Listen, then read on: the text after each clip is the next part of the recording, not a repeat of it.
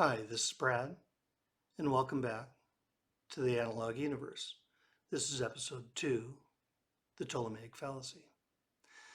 So, Claudius Ptolemy was an astronomer and mathematician that lived in the 2nd century AD, and there was a problem at the time in the Roman Empire. Nobody knew how to navigate out of the sight of land, and especially at night. It was dark, you didn't know where you were. If the wind shifted or the currents changed, you could be 100 miles off course by daylight. So along came Ptolemy, and he came up with star charts that showed the course of the sun, the moon, and the stars in the sky, so that you could know where they were going to be. And it allowed ship captains to navigate by the sun and the stars.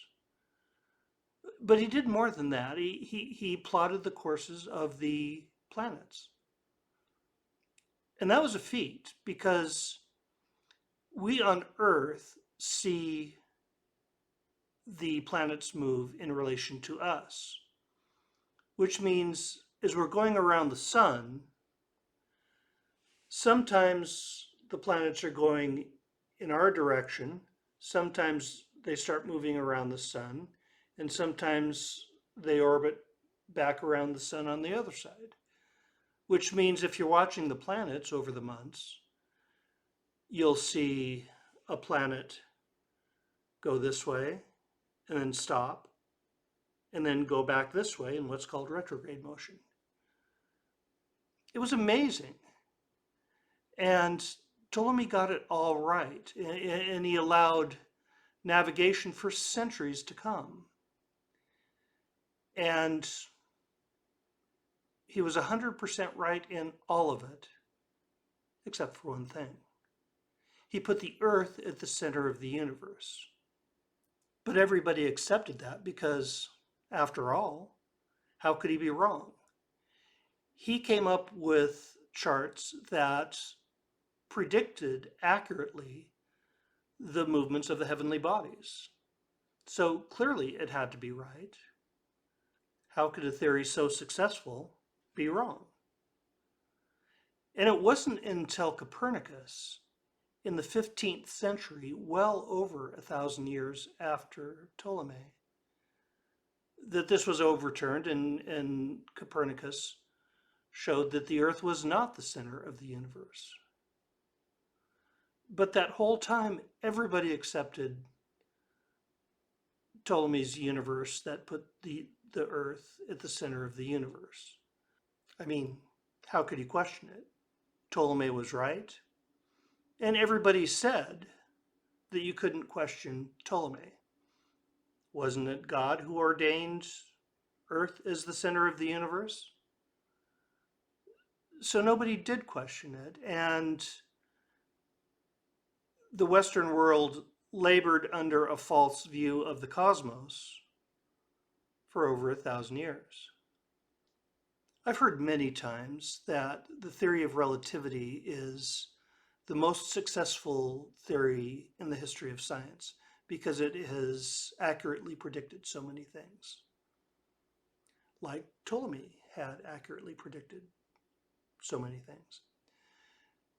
Alternatively, I've heard the same claim about quantum mechanics because it has accurately predicted so many things.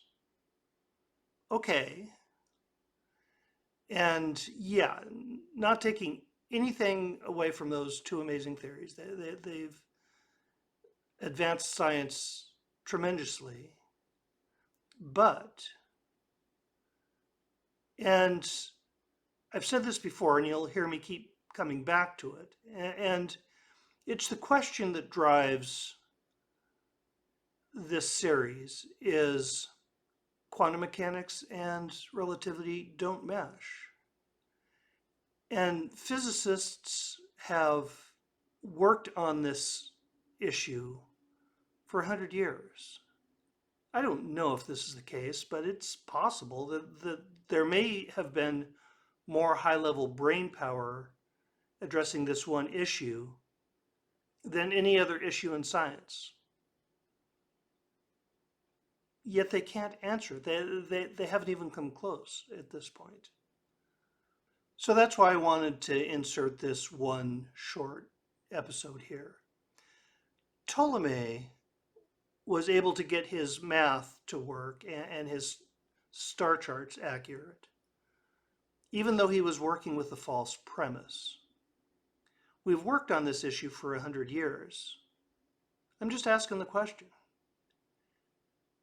Have we been working with a false premise or false premises with relativity and quantum mechanics this whole time, when nothing else can reconcile the discrepancies between the two theories?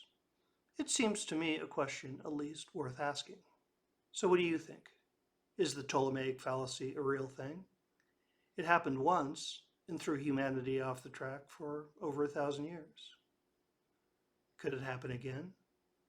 The mathematics we're dealing with are infinitely more complex now, yet our understanding of mathematics is infinitely more complex than it was in Ptolemy's day. I don't know, just asking the question. What if? Again, what I want to do is get a conversation started here around this issue. Be part of the conversation. What do you think? Is the Ptolemaic fallacy a real thing? Could it happen again? Let us know your thoughts below. And join me next time when I talk about how I got the name, the Analog Universe. I'll see you then.